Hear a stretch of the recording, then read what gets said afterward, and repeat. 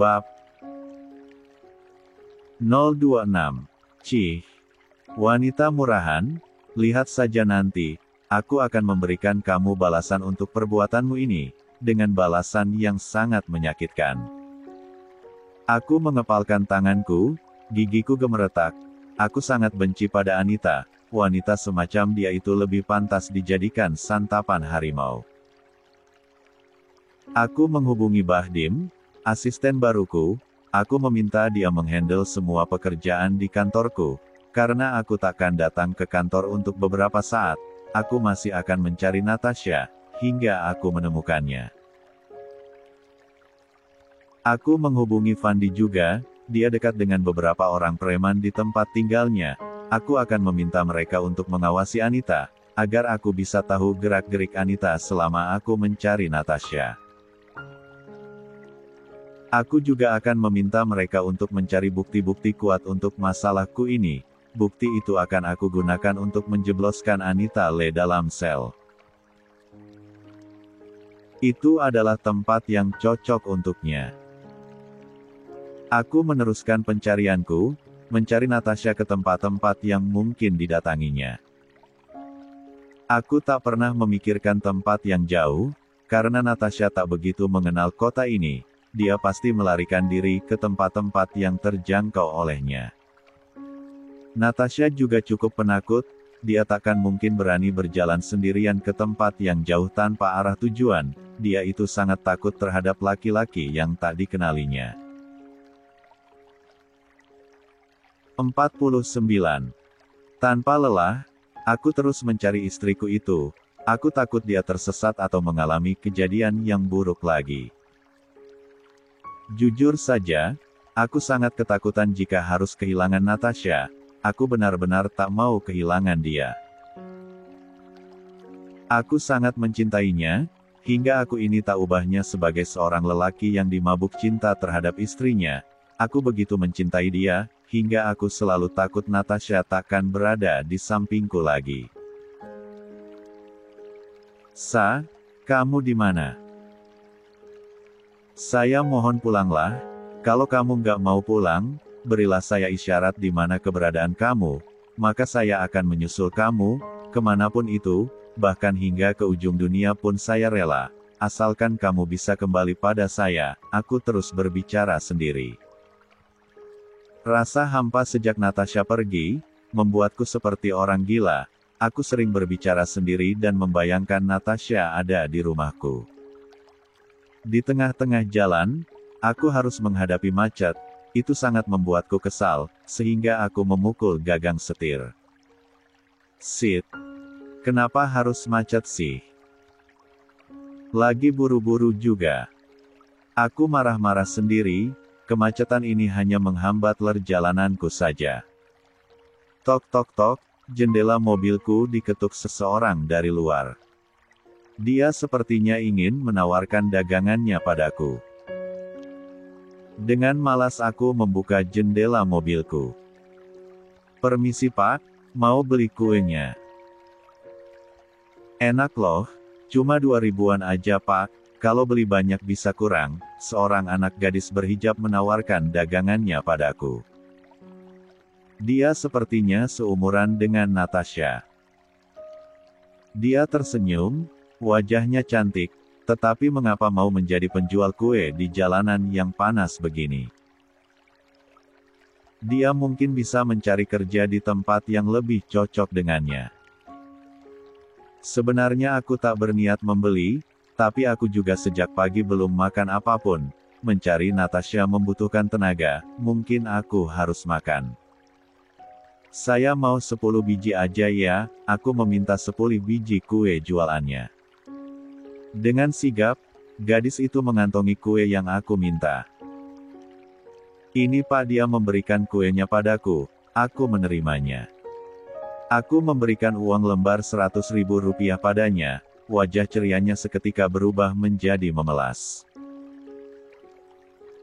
Nggak ada kembalian Pak, dagangan saya baru laku 20 biji, ucapnya. Ambil aja, gak usah kasih kembalian ya. Ambil aja buat jajan, aku berusaha tersenyum. Wah, Beneran Pak. Dia terlihat gembira. Iya, ambil aja, saya masih ada uang kok, jawabku ikhlas. Alhamdulillah, makasih banyak Pak. Ucapnya sumringah. Sama-sama, balasku. Oh iya, kamu masih sekolah? Tanyaku. Iya, saya kelas 2 SMA Pak, jawabnya. 50. Kelas 2 SMA. Umur kamu 17 tahunan ya? Tebakku. Iya, kok tahu? Dia balik bertanya. Istri saya juga seumuran kamu, tapi dia masih kelas 1 SMA, soalnya dia telat masuk L tahun, aku malah bercerita. Wah, istri Bapak beruntung ya, punya suami yang baik, tampan pula, pujinya. Bisa aja, tapi sayang, istri saya minggat dari rumah, saya sekarang lagi cari dia, aku kembali teringat akan pencarianku. Turut sedih ya Pak, semoga cepat ketemu, dia berbicara sangat tulus. Iya, makasih ucapku. Aku merasa ada yang menghiburku. Kemacetan sudah berakhir, aku berpamitan pada gadis itu. Sebelum pergi, dia memberikan nomor teleponnya, katanya jika sewaktu-waktu aku memerlukan kue untuk acara-acara, dia siap mengirimnya padaku. Aku hanya tersenyum menanggapi gadis itu, dia sungguh gadis yang gigih. Aku mungkin akan mencarikan sebuah pekerjaan yang cocok untuknya di kantor, setelah aku menemukan Natasha. Aku melanjutkan perjalanan mencari istriku, entah di mana dia sekarang, tapi melihat gadis tadi malah membuatku semakin mengingat Natasha. Oh sayang, di mana kamu? Natashaku. 51. 1 minggu kemudian. Azan subuh berkumandang, Laila membangunkanku untuk melaksanakan salat subuh bersama. Aku dan Laila masuk ke kamar mandi, untuk mengambil wudhu, sementara Kak Raihan sudah berada di kamar, tempat beribadah yang telah disediakan oleh orang tuanya sebelum mereka wafat. Aku dan Laila salat berjamaah bersama Kak Raihan sebagai makmumnya. Kak Raihan tak hanya tampan dan baik hati, suaranya juga sangat merdu ketika melantunkan ayat Al-Quran ketika dia mengaji. Rutinitas Kak Raihan setiap selesai salat subuh adalah mengaji. Aku suka sekali mendengar suaranya itu, membuat hatiku tenang. Seminggu aku tinggal bersama mereka, aku mendapat banyak pelajaran hidup yang berharga. Jika Kak Raihan mengaji setelah salat, aku dan Laila membuat kue di dapur. Laila setiap subuh membuat kue untuk dijual keliling, baik itu dijual di sekolah ataupun di tempat lain. Laila adalah contoh gadis yang cantik, pekerja keras dan pantang menyerah, dia tak gengsi sama sekali. Lah, kamu gak malu jualan kue keliling? Aku bertanya padanya untuk menguji. Ngapain malu sih, toh halal, aku kan jualan, bukan minta-minta, lagian kalau aku gak kayak gini, gimana kita bisa makan? Jawabannya sangat telak. Kamu hebat ya, masih muda, cantik, pelajar tapi masih mau kerja keras demi dapat uang. Aku salut, pujiku. Jujur saja, aku kagum pada Laila, dia sangat menginspirasi diriku ini yang masih sering mengeluh. Aku boleh ikut jualan gak? Tanyaku. Jangan-jangan, kamu gak boleh ikut jualan, panas, nanti kulit kamu gosong loh. Laila langsung menolak. Tapi aku gak enak cuma duduk-duduk aja di sini, aku gak ngerjain apa-apa, sedangkan aku numpang tinggal, numpang makan, cuma ngebebanin aja, aku merasa tak enak hati. Gak apa-apa Sa, lagian kayaknya Kak Raihan suka sama kamu, Laila berkata sedikit berbisik. Aku mengernyitkan dahi. Suka. Mana mungkin, aku sudah bersuami, bukan gadis lagi. Kamu tahu gak? Kak Rai itu orangnya cuek sama cewek, dia tipe orang yang gak suka kenalan sama cewek, tapi sama kamu dia baik banget, malah langsung dibawa pulang padahal gak kenal, tutur Ayla. Aku tertegun, benarkah yang dikatakan Laila itu? Tapi mana mungkin, selama aku tinggal di sini, Kak Raihan juga tak pernah menunjukkan sesuatu yang menurutku sebuah rasa suka padaku, dia biasa saja. Aku tak ambil serius perkataan Laila itu, mungkin dia hanya usil padaku. 52. Setelah membuat kue, aku membantu Laila memasak untuk sarapan. Tak ada yang spesial, hanya nasi putih dengan telur dadar dan sayur sop yang kami masak. Kak Raihan telah siap berangkat ke kampus, Laila siap dengan seragam sekolahnya dan juga hijab putihnya. Kami makan bersama, seperti sebuah keluarga yang hangat. Aku hari ini pulang malam, aku ada pertemuan sama komunitasku, kamu gak apa-apa ditinggal lama? Tanya Kak Raihan padaku. Gak apa-apa Kak, aku gak takut kok, jawabku yakin. Ya, kalau Kak Raihan pulang malam, tentu saja aku akan sendirian, karena Laila akan berjualan hingga sore, bahkan saat maghrib dia baru pulang dengan kotak jualan yang sudah kosong. Usai sarapan, Laila dan Kak Raihan pergi, tinggallah aku sendiri, sangat sepi. Aku duduk sendirian di teras rumah, menatap ke arah halaman rumah yang ditanami bunga-bunga bermekaran. Di saat seperti ini, aku mengingat Om Jason, suamiku. Aku terbayang-bayang wajah bulenya yang tampan, senyumannya, kasih sayangnya, dan cintanya yang tak pernah kurang padaku. Oh, Om, aku rindu.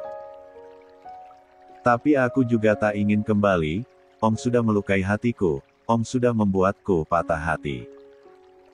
Mengapa Om tega tidur dengan wanita lain, sedangkan aku yang berstatus sebagai istrimu kau abaikan dengan alasan yang sama? Aku kecewa, kenapa dia sejahat itu padaku, padahal jika ingin mengusirku, kenapa tak mengusirku secara langsung? Kenapa harus menyakitiku? Meski begitu, aku masih tetap mencintainya, dia selalu ada dalam ingatanku, apakah dia juga mengingatku? Malam tiba, Laila sudah pulang sejak tadi maghrib, sedangkan Kak Raihan tampaknya dia masih dalam pertemuan dengan komunitas kampusnya, sehingga dia belum juga kembali. Aku dan Laila makan malam berdua saja tanpa Kak Raihan, karena tadi Kak Raihan sempat menelpon Laila dan mengatakan jika kami makan malam lebih dulu saja, tanpa harus menunggu dirinya. Kamu kok ceria banget lah. Sumringah gitu kelihatannya, kayak lagi seneng banget, ada apa nih? Tanyaku. Yang aku lihat, Laila sangat ceria sejak kembali dari berjualan. Senang banget dong tadi aku dapat telepon dari seseorang yang pernah beli kue aku sempat kasih dia nomor aku supaya dia bisa pesan kue untuk acara-acara. Tadi dia telepon aku, dia pesan sekitar 200 biji kue, makanya aku senang, jawab Laila gembira. Wah, alhamdulillah ya, aku ikut senang, berarti nanti subuh kita kerja keras lagi dong. Aku turut senang mendengar kabar gembira dari Laila. Memang sangat jarang untuk pedagang kue kecil seperti Laila bisa mendapatkan pesanan yang begitu banyak, sehingga wajar saja Laila begitu bahagia mendapatkan pesanan tersebut. 53. Gadis cantik berhijab itu sangat antusias, dia tidur lebih awal agar tak kesiangan bangun, karena dia harus bangun sekitar dini hari, untuk menyiapkan adonan kue dan membuatnya menjadi 200 biji. Tentu saja aku akan membantunya, maka dari itu aku pun ikut tidur lebih awal bersama. Ketika tidurku hampir terlelap, aku mendengar suara pintu rumah dibuka. Aku terkesiap dan kantukku hilang seketika. Aku turun dari ranjang dan membuka pintu kamar. Masuk, aku menyembulkan kepalaku dari kamar dan melihat ke arah pintu masuk. Ternyata Kak Raihan baru pulang. Aku keluar dari kamar dan menghampirinya. "Kakak baru pulang jam segini?" tanyaku. "Iya, tadi aku ada kesibukan, makanya aku baru pulang jam segini," jawab Kak Raihan. "Oh iya, makan malam masih ada Kak? Biar aku hangatin ya." Aku pergi ke dapur untuk menghangatkan makan malam yang kami simpan untuk Kak Raihan. Aku menghangatkan makanan yang kami simpan tadi. Kak Raihan datang ke dapur, lalu duduk di meja makan. "Laila mana?" tanya Kak Raihan menanyakan adiknya.